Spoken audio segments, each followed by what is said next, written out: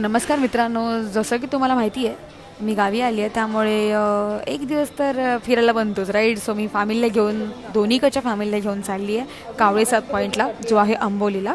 आणि मी स्वतः इथे 2-3 वर्षानंतर येते आहे. सो आली आहे आणि संडेलाच आली त्यामुळे खूप जास्त आम्हाला क्राऊड भेटला आहे आणि मस्तपैकी आम्ही ड्रेसिंग वगैरे मारून आलो आहे. आणि को इन्सिडन्सने आम्ही सगळे महिला मंडळ पिंकी पिंकी बनून आलो आहे. गज्जी, सलोनी, मी, मम्मी, आमच्या सासूबाई, सगळे सगळे पिंकी पिंकी.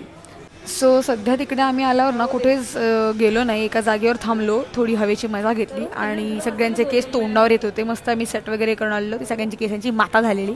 तुम्ही बघू शकता क्राऊड केवढा जास्त आहे. आणि इकडे धबधबा लिटरली उलटा येत होता. तो जास्त दिसत नाही आहे पण खरंच तो उलटा येत होता. आणि ते हवा पण एवढी जास्त जोराने होती ना की माणसं इकडे काही जे काही खाली फेकत होते ते सगळं अंगावर येत होतं. आणि ह्या दोघी ते बघत बसल्या होत्या. सोबत इथे आम्ही काही रायडर्सला पण पाहिलं जे या पॉईंटला दिसले आम्हाला. तोपर्यंत या जोरात पावसात या दोघींनी छत्रीची अशी काही वाट लावली होती.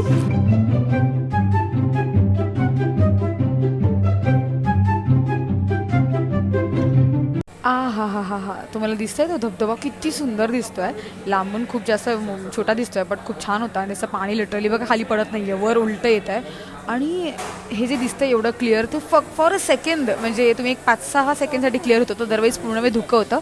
आम्ही तेच फक्त बघत बसलेलो, आम्ही काही जास्त करत नव्हतो कारण भिजायची खूप भीती वाटत होती. कारण ऑलरेडी खूप थंडी वाजलेली आम्हाला त्या धुक्यामुळे. आणि जो धबधबा उलटा येत होता तो पावसाच्या पाण्यापेक्षा धबधब्याचं पाणी खूप जास्त थंड होतं आणि ते खूप जास्त आम्हाला हार्शली टोचत होतं अंगाला, म्हणजे एवढं थंड होतं ते पाणी.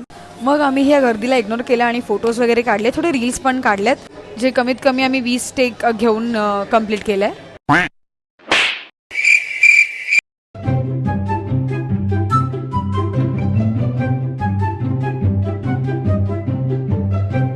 निघेपर्यंत आम्हाला अंधार झाला होता. आम्ही एका बारमध्ये शिरलो वॉशरूमसाठी आणि पावसात एवढी थंडी वाजत होती कारण का आम्ही पूर्ण भिजलेलो, थपथपलेलो. तसंच मग आम्ही गाडीमध्ये हिटर ऑन केला आणि आजऱ्याला येऊन मस्तपैकी गरम गरम वडापाव खाल्ला. आणि खरं सांगते गाईज, या वडापावने आणि त्या गाडीतल्या हिटरने एवढा आराम दिला ना आम्हाला, कधी घरी जाऊ आणि कधी आराम करू असं झालं होतं. सो आजच्यासाठी एवढंच. Thank you for watching guys, bye.